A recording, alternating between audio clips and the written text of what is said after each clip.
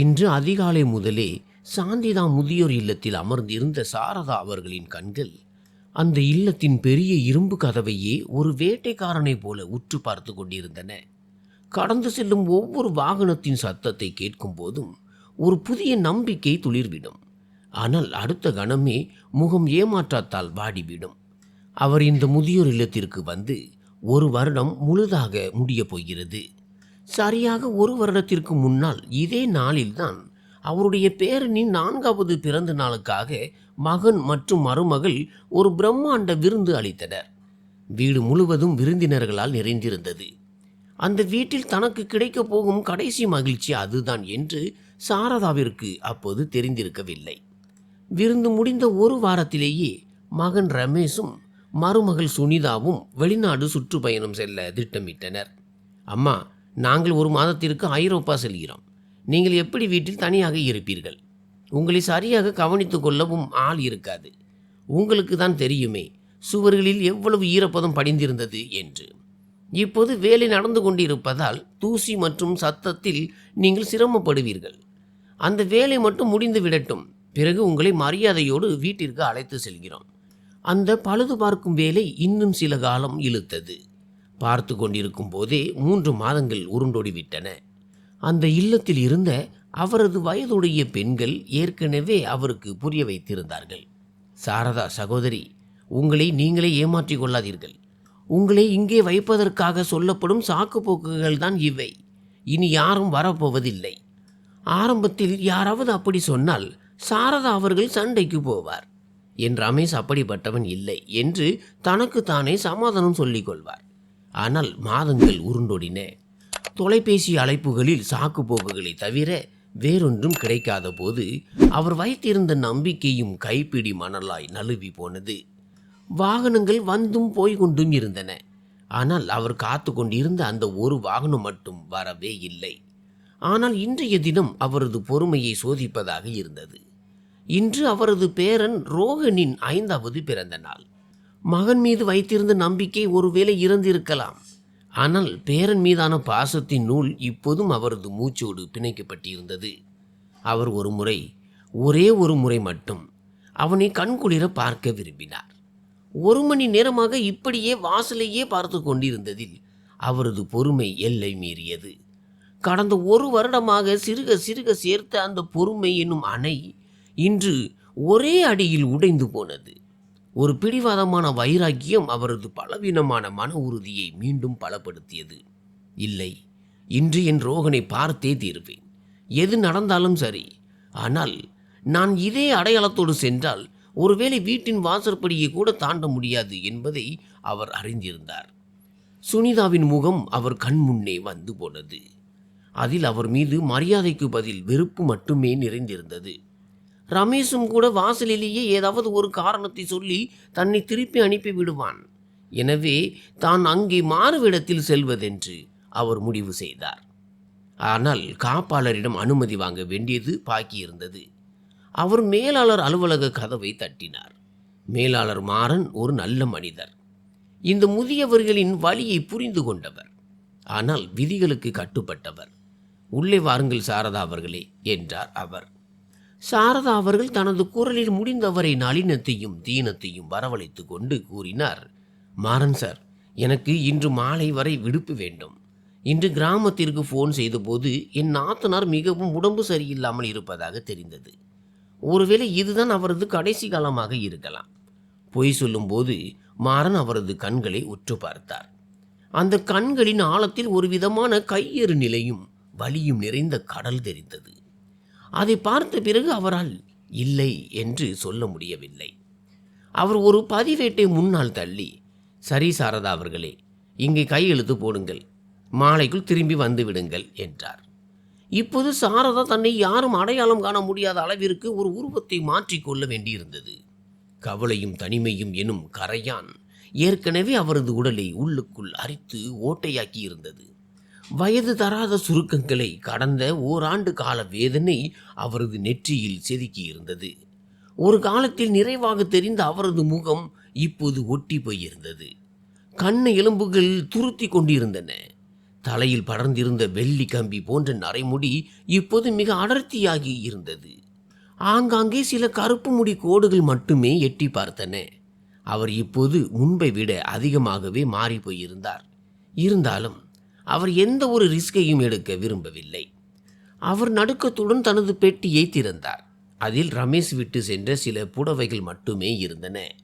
அவரது கண்ணாடி மூலமாக மகன் மற்றும் மருமகள் அவரை அடையாளம் கண்டுவிடக்கூடும். எனவே அவர் தனது அறைக்கு அருகில் இருந்த கங்கா அவர்களின் அறைக்கு சென்றார். கங்காவிற்கு சமீபத்தில் தான் கண்ணில் புரை அறுவை சிகிச்சை செய்யப்பட்டிருந்தது. இப்போது அவர் தனது பழைய கண்ணாடியை அணிவதில்லை. கங்காவிடமிருந்து அவரது பழைய தடிமனான மற்றும் கருப்பு சட்டமிட்ட கண்ணாடியை சாரதா வாங்கி கொண்டார். கங்கா சகோதரி, கொஞ்சம் உங்கள் பழைய கண்ணாடியை கொடுங்களேன். என் கண்களில் ஏதோ உறுத்துவது போல் இருக்கிறது. வெயிலில் பார்ப்பதற்கு சிரமமாக இருக்கும் என்றார். கங்கா உடனே அந்த கண்ணாடியை கொடுத்தார்.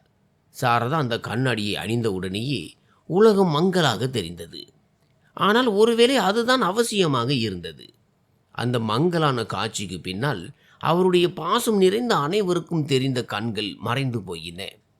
அவர் கண்ணாடியில் தன்னை பார்த்தார். கண்ணாடி கூட அவரை அடையாளம் காண முடியவில்லை. அது வேறு யாரோ ஒரு பெண்ணை போல இருந்தது.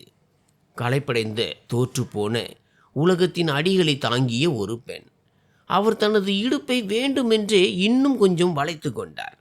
நடையில் ஒரு கையெறு நிலையை வரவழைத்து கொண்டு புடவை முந்தானையை தலைக்கு மேல் இழுத்து போர்த்தி அதில் பாதியளவு முகத்தை மறைத்து கொண்டார். இப்போது அவர் சாரதா இல்லை, ரமேஷின் தாய் இல்லை, ரோகனின் பாட்டியும் இல்லை. அவர் ஒரு பெயரற்ற அடையாளமற்ற பெண். உலகத்தின் கூட்ட நெரிசலில் எவரும் கவனிக்காத, யாரும் அடையாளம் கண்டு கொள்ளாத ஒரு பெண்.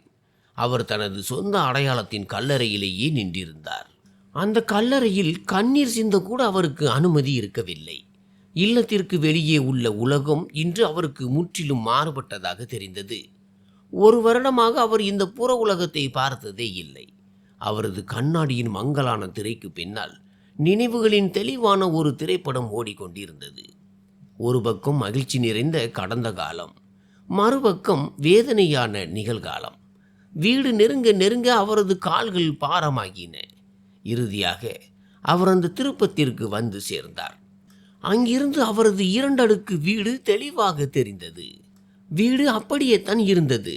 ஆனால் இன்று அதன் மீது பலூன்களும் வண்ணமயமான அலங்கார தோரணங்களும் தொங்கிக் கொண்டிருந்தன. நுழைவு வாயிலும் அழகிய தங்க மற்றும் கருப்பு நிற பலூன்களால் அலங்கரிக்கப்பட்டிருந்தது. இன்று அவரது ரோகனின் பிறந்த நாள் கொண்டாட்டத்திற்கான ஏற்பாடுகள் நடந்து கொண்டிருந்தன. அதில் அவரோ அழைக்கப்படாத ஒரு விருந்தினராக சென்று கொண்டிருந்தார்.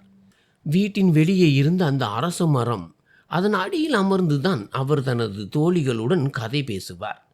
அதன் மறைவில் அவர் நின்று கொண்டார். தைரியம் குறைந்து கொண்டே வந்தது. எந்த முகத்தை வைத்துக்கொண்டு என்ன காரணம் சொல்லி உள்ளே செல்வது என்று அவர் தயங்கினார். அவர் யோசித்து கொண்டிருந்த போதே அவர்களது வீட்டு வேலைக்காரி லலிதா வீட்டை நோக்கி சென்று கதவு மணியை அழுத்தியதை கண்டார். ஒரு நிமிடம் கழித்து கதவு திறந்தது. சுனிதா வெளியே வந்தாள். பார்ட்டி ஏற்பாடுகள் மற்றும் விருந்தினர்களை கவனிக்கும் பதற்றத்தில் அவளது முகம் சிவந்து போயிருந்தது. மேடம், இன்று என்னால் வேலைக்கு வர முடியாது, லலிதா பதற்றத்துடன் கோரினாள். எனக்கு ஒரு முக்கியமான வேலையாக ஊருக்கு போக வேண்டியிருக்கிறது. இன்றே வா. சுனிதா அவள் மீது எரிந்து விழுந்தாள். உனக்கு இன்றைக்கு தான் எல்லா முக்கியமான வேலைகளும் நினைவுக்கு வருகிறதா? வீட்டிற்கு ஏகப்பட்ட விருந்தினர்கள் வரப்போகிறார்கள். நீ என்னவென்றால் விடுப்பு கேட்கிறாய். ஆனால் எனக்கு இன்று வேலைக்கு யாராவது ஒருவர் கண்டிப்பாக தேவை. மரத்தின் பின்னால் ஒளிந்திருந்த சாரதா அனைத்தையும் கேட்டுக்கொண்டிருந்தார். அவரது காதுகள் மரத்து போயின. லலிதா ஒரு கணம் யோசித்துவிட்டு பிறகு சொன்னாள், சரி மேடம், என் மாமியார் ஒப்புக்கொண்டால் அவரை அனுப்பி வைக்கிறேன். ஆனால் அவருடைய... சுனிதா கதவை ஓங்கி அரைந்து சாத்திவிட்டு உள்ளே சென்றாள். லலிதா ஏமாற்றத்துடன் திரும்பி நடந்தாள். ஒரு கணம் அந்த தெருவில் நிசப்தம் நிலவியது. அரச மரத்து இலைகளின் சலசலப்புக்கு இடையே சாரதா அவர்கள் அனைத்தையும் கேட்டுக்கொண்டிருந்தார். விதியின் விளையாட்டை பாருங்கள். எந்த வீட்டில் தாயாக உள்ளே நுழைய எல்லா வழிகளும் அடைக்கப்பட்டிருந்தனவோ அதே வீட்டில் ஒரு வேலைக்காரியான இடம் காலியாக இருந்தது. விதி அவருக்கு ஒரு வாய்ப்பை வழங்கியது. ஆனால் அதற்கான விலை அவருடைய சுயமரியாதை. ஒரு கணம் மீண்டும் இல்லத்திற்கே திரும்பி சென்று விடலாமா என்று அவர் மனம் எண்ணியது. இந்த அவமானத்தை விட இல்லத்தின் தனிமையே மேலானது என்று தோன்றியது. ஆனால் அந்த மங்கலான கண்ணாடிக்கு அப்பால் அவருக்கு ரோகனின் சிரித்த முகம் தெரிந்தது. பேரன் மீதான பாசம் அவரது உடைந்த சுயமரியாதையை ஒன்று திரட்டி ஒரு விசித்திரமான தைரியத்தை கொடுத்தது. அவர் தனது கண்ணீரை துடைத்து கொண்டார். இன்று தனது பேரனை ஒருமுறை கண்குளிர பார்ப்பதற்காக அவர் ஒரு வேலைக்காரியாக மாற வேண்டியிருந்தது. அவர் மரத்தின் மறைவில் இருந்து வெளியே வந்தார். அவரது காலடிகள் வெறும் தரையில் படவில்லை, அவரது சுயமரியாதையின் சாம்பல் மீது பதியப்பட்டன. ஒரு நீண்ட பெருமூச்சை விட்டு முன்னே சென்று கதவு மணியின் மீது விரலை வைத்தார். மணியின் சத்தம் கேட்டதும் கதவு ஒரு வேகத்தோடு திறந்தது. எதிரே சுனிதா நின்றிருந்தாள். அவளது முகம் பதற்றத்திலும் எரிச்சலிலும் சிவந்து போயிருந்தது. லலிதாவின் மறுப்பு அவளது நெற்றியில் கவலை கோடுகளை ஆழமாக செதுக்கியிருந்தது. யார்? அவளது கேள்வி ஒரு அம்பை போல வந்து தைத்தது. சாரதாவின் இதயம் தொண்டைக்கே வந்துவிட்டது. அவர் தனது குரலை மாற்றிக்கொண்டு மெதுவாக சொன்னார், நான் சாந்தி. அவர் தனது வாக்கியத்தை முடிப்பதற்கு முன்னரே சுனிதாவின் கண்களில் ஒரு மின்னல் வெட்டியது. லலிதா தனது மாமியாரை அனுப்பிவிட்டாள் என்று அவள் நினைத்து கொண்டாள். அவளது முகத்தில் இருந்த எரிச்சலுக்கு பதில் ஒரு சுயநலமான நிம்மதி பரவியது. சரி, புரிந்தது. கடவுளுக்கு நன்றி. அவளுக்கு அவர் ஒரு மனிதராக தெரியவில்லை, ஒரு தீர்வாக தெரிந்தார். வீட்டு வேலைகளை முடித்து கொடுக்க போகும் 2 கைகளாகவே அவர் தெரிந்தார். அவள் அவரை உள்ளே இழுப்பது போல அழைத்து சென்று வேகமாக கதவை சாத்தினாள். சாரதா அவர்கள் வாசற்படியை தாண்டி உள்ளே கால் வைத்தவுடன் அந்த வீட்டின் பரிச்சயமான வாசம் ஒரு பலமான காற்றை போல அவர் மீது மோதியது. இது அதே வீடுதான். இதன் ஒவ்வொரு மூலையும் அவரது பாசத்திற்கு சாட்சியாக நின்றவை. சோபாவின் மீது கிடந்த குஷன்கள், அதன் உரைகளை தனது சொந்த கைகளால் அவரே தைத்திருந்தார். சுவரில் மாட்டியிருந்த ஒட்டுமொத்த குடும்பத்தின் அந்த பெரிய புகைப்படம், இவை அனைத்தையும் பார்த்து கொண்டே இருந்தவர் ஒரு நிமிடம் அழுகையின் விளிம்பிற்கே சென்று விட்டார். ஆனால் அடுத்த கணமே அவரது கண்கள் பேரன் ரோகனை தேடத் தொடங்கின. என்ன ஆச்சு? எதை பார்த்து கொண்டிருக்கிறாய்? வேலை செய்யத்தானே வந்தாய். அங்கே என்ன செய்து கொண்டிருக்கிறாய்? முதலில் காய்கறிகளை வெட்டு, சீக்கிரம் செய். மாலையில் எல்லா விருந்தினர்களும் வந்து விடுவார்கள். சாரதா ஒரு வார்த்தை கூட பேசவில்லை. ஒரு இயந்திரத்தை போல அமைதியாக சமையலறைக்குள் சென்றார். பாத்திரம் கழுவும் சிங் வழிந்து கொண்டிருந்தது. அவர் குழாயை திறந்து பாத்திரங்களை தேய்க்க தொடங்கினார். அப்போது உள்ளே இருந்த அறையில் இருந்து குழந்தைகளின் சிரிப்பு சத்தம் கேட்டது. 5 வயது சிறுவன் ஒருவன் புயலை போல ஓடி வெளியே வந்தான். அவன் நீல நிறத்தில் ஒரு அழகான ஷெர்வானி அணிந்திருந்தான். அதில் அவன் ஒரு இளவரசனை போலவே தெரிந்தான். ரோகனை பார்த்ததும் சாரதா அப்படியே சிலையாக உறைந்து நின்றார். அவரது கைகள் அப்படியே நின்றன. ஓடி சென்று அவனை தனது அணைப்பில் ஏந்தி கொண்டு அவனது நெற்றியில் முத்தமிட்டு, பிறந்த நாள் வாழ்த்துக்கள் என் செல்லமே என்று கத்த வேண்டும் போல அவர் மனம் துடித்தது. ஆனால் அவர் தனது நிலையை அறிந்திருந்தார். அவர் அப்போது பாட்டி அல்ல, சாந்தி. அவர் தூரத்தில் இருந்தே அவனை பார்த்து கொண்டிருந்தார். கண்களில் பெருக்கெடுத்து வந்த கண்ணீர் வெள்ளத்தை தனது புடவை முந்தானையின் ஓரத்தால் துடைத்து கொண்டே இருந்தார். ரோகன் அவர் பக்கம் ஒரு பார்வை கூட வீசாமல் பொம்மைகளின் உலையில் மூழ்கி மற்ற குழந்தைகளுடன் விளையாடுவதற்காக தோட்டத்திற்கு ஓடினான். அவன் ஒரு நிமிடம் கூட நிற்கவில்லை. சமையலறையில் நின்று கொண்டிருக்கும் ஒரு மூதாட்டியின் கண்கள் தன்னை இவ்வளவு ஏக்கத்துடன் பார்த்து கொண்டிருப்பதை அவன் கவனிக்கவே இல்லை. ரமேஷ் மொபைலில், ஆமாம் நண்பா, மாலையில் கண்டிப்பாக வா. அண்ணியையும் குழந்தைகளையும் அழைத்து கொண்டு வா. இல்லை என்றால் நான் கோபித்து கொள்வேன். இப்படி சொல்லிவிட்டு அவன் ஒரு செயற்கையான சிரிப்பை சிரித்தான். அப்போது அவனது பார்வை சமையலறையில் வேலை செய்து கொண்டிருந்த சாந்தி மீது விழுந்தது. ஒரு கணம், ஒரே ஒரு கணம் மட்டும் அவனுக்கு ஒரு இனம் புரியாத நெருக்கம் உணரப்பட்டது. அந்த பெண்ணின் வளைந்த முதுகிலும் உடல் வாக்கிலும் ஏதோ ஒன்று அவனது தாயை அவனுக்கு நினைவுபடுத்தியது. ஆனால் அடுத்த கணமே அவன் அந்த எண்ணத்தை உதறி தள்ளினான். இது எப்படி அம்மாவாக இருக்க முடியும்? அவர்தான் அங்கிருக்கிறாரே. வீடு விருந்தினர்களால் நிறைந்தது. ரமேஷின் நண்பர்கள், சுனிதாவின் தோழிகள், சில தூரத்து உறவினர்கள் என அனைவரும் வந்திருந்தனர். அந்த அவையில் விலை உயர்ந்த அத்தரின் நறுமணமும் இசையின் சத்தமும் எதிரொலித்தன. அந்த இரைச்சலுக்கு நடுவே சாரதா அவர்கள் சில நேரங்களில் விருந்தினர்களுக்கு தண்ணீரும் சில நேரங்களில் டீ மற்றும் தின்பண்டங்கள் அடங்கிய தட்டுகளையும் வழங்கி கொண்டிருந்தார். கேக் வெட்டப்பட்டது. Happy birthday to you Rohan என்ற இசைக்கு ஏற்ப அனைவரும் கைத்தட்டினார்கள். ரோகன் கேக்கை வெட்டி முதல் துண்டை ரமேஷுக்கும் சுனிதாவிற்கும் ஊட்டினான். சாரதா அவர்கள் தூரத்தில் நின்று இதையெல்லாம் பார்த்து கொண்டிருந்தார். ரோகன் ஒரு முறையாவது தன் பக்கம் பார்க்க மாட்டானா என்று அவர் இதயம் ஏங்கியது. ஆனால் அவனது உலகமோ அவனது நண்பர்களிடமும் பிறந்த நாள் பரிசுகளிடமும் மட்டுமே சுருங்கி போயிருந்தது. அப்போது ரமேஷின் தூரத்து உறவினரான கமலா என்ற மூதாட்டி அங்கும் இங்கும் தேடியபடி ஒரு கேள்வியை கேட்டார். ரமேஷ், மகனே, எல்லோரும் இருக்கிறார்கள், ஆனால் உன் அம்மா எங்கே? அவர் இல்லாமல் இந்த வீட்டின் விசேஷமே அரைகுறையாக தெரிகிறது. அவர் ரோகன் மீது உயிரையே வைத்திருப்பாரே, எங்கேனும் வெளியே சென்றிருக்கிறாரா? இந்த கேள்வி ஒரு அம்பை போல வந்து தைத்தது. ஆனால் ரமேஷும் சுனிதாவும் இதற்கு ஏற்கனவே தயாராக இருந்தனர். சுனிதா ஒரு கை தேர்ந்த நடிகையை போல தன் முகத்தில் கவலையையும் அன்பையும் கலந்த புன்னகையை வரவழைத்து கொண்டு சொன்னால், என்ன சொல்வது கமலா அத்தை? அத்தை புனித பயணம் சென்றிருக்கிறார்.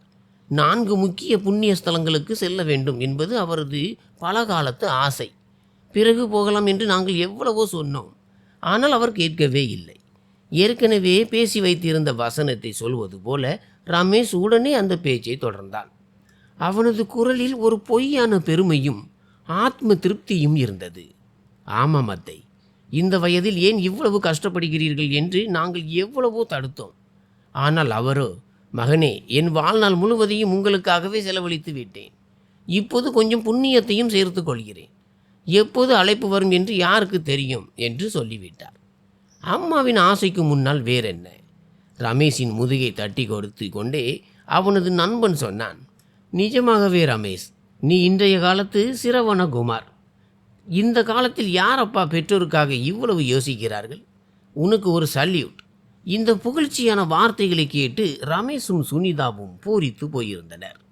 ஆனால் சாரதா அவர்களுக்கோ அந்த வார்த்தைகள் காதுகளில் ஊற்றப்பட்ட உருக்கப்பட்ட ஈயத்தை போல இருந்தன.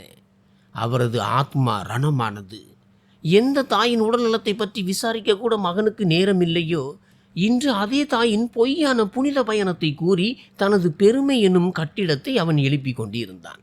இந்த துரோகம், இந்த வேஷம், இந்த பச்சை பொய் அவரால் தாங்கிக் கொள்ள முடியவில்லை. நடுக்கம் எடுத்த அவரது கைகளில் இருந்த தண்ணீர் டம்ளர்கள் நிறைந்த அந்த தட்டு நெஞ்சை உறைய வைக்கும் ஒரு பலத்த சத்தத்தோடு தரையில் விழுந்து சிதறியது. கண்ணாடி துண்டுகள் சிதறி தெரித்தன. இசை நின்றது. அனைவரது காலடிகளும் அப்படியே ஸ்தம்பித்து நின்றன. அனைவரது கவனமும் அந்த பக்கம் திரும்பியது. அங்கே ஒரு வயதான வேலைக்கார பெண்மணி சிதறி கிடந்த கண்ணாடி துண்டுகளுக்கு நடுவே நடுக்கத்துடன் நின்று கொண்டிருந்தார். அந்த பதற்றத்தில் அவர் குனிய முயன்ற போது அவரது முகத்தில் இருந்த அந்த தடிமனான கண்ணாடி நழுவி விழுந்தது. தலையில் இருந்த முந்தானையும் சரிந்தது. ஒரு கணம் அங்கே மயான அமைதி நிலவியது. உண்மை அனைவர் முன்னிலையிலும் வந்து நின்றது. எல்லோரும் வேலைக்கார பெண் என்று நினைத்து கொண்டிருந்த அந்த பெண் சாதாரண வேலைக்காரி அல்ல.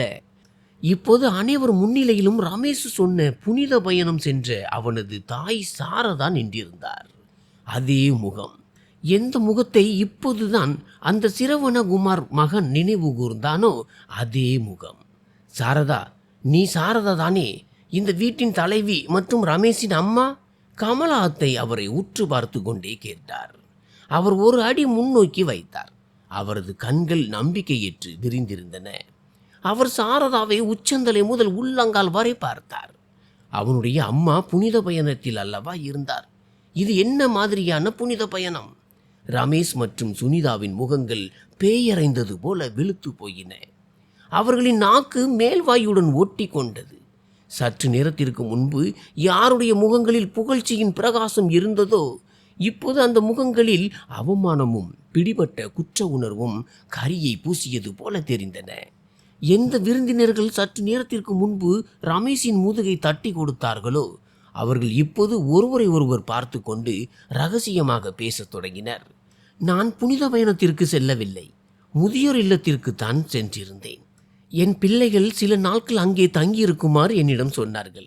ஆனால் அதன் பிறகு என்னை கூட்டி செல்ல வரவே இல்லை. என்னை பார்க்கவும் வரவில்லை. ஆனால் இன்று என் ரோகனின் பிறந்த நாள். என் மனதை கட்டுப்படுத்த முடியவில்லை. என் பொறுமை தீர்ந்து விட்டது. என் பேரனை பார்க்காமல் என்னால் இருக்க முடியவில்லை. ஒரே ஒரு முறை மட்டும் என் கண்கள் குளிர அவனை பார்க்க விரும்பினேன். ஒருவேளை நான் என் பழைய அம்மாவாக இந்த வாசலுக்கு வந்திருந்தால், ஒருவேளை என்னை வாசற்படியிலிருந்து திருப்பி அனுப்பியிருப்பார்கள். அதனால்தான் மார்வேடமிட்டு வந்தேன்.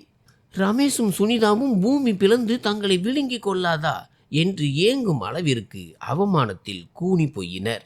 சாரதா அவர்கள் தனது மகன் மீது ஒரு கடைசி பார்வையை வீசினார். பிறகு அவரது கண்கள் அந்த கூட்டத்திற்கு நடுவே தன் ரோகனை தேடின.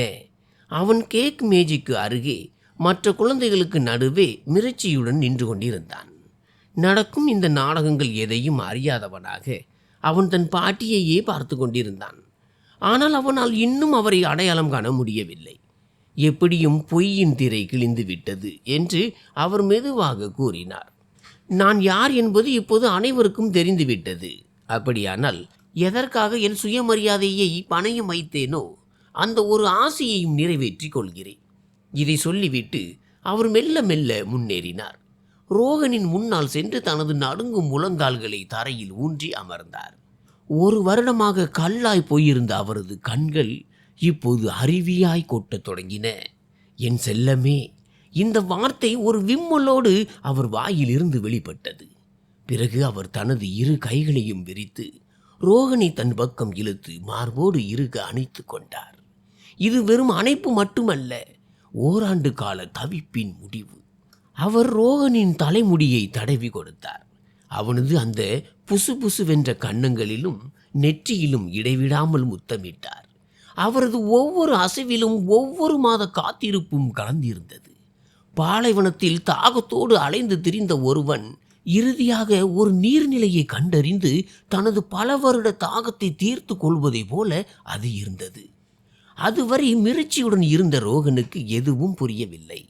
ஆனால் அவனுக்கு தனது பாட்டியின் நடுங்கும் கைகளும் அவரது கண்ணீரின் வெண்மையும் அந்த விம்மலும் ஏதோ ஒரு உணர்வை தந்தன. அவனும் பயந்து பயந்து தனது சின்னஞ்சிறு கைகளை அவரது முதுகின் மீது வைத்தான்.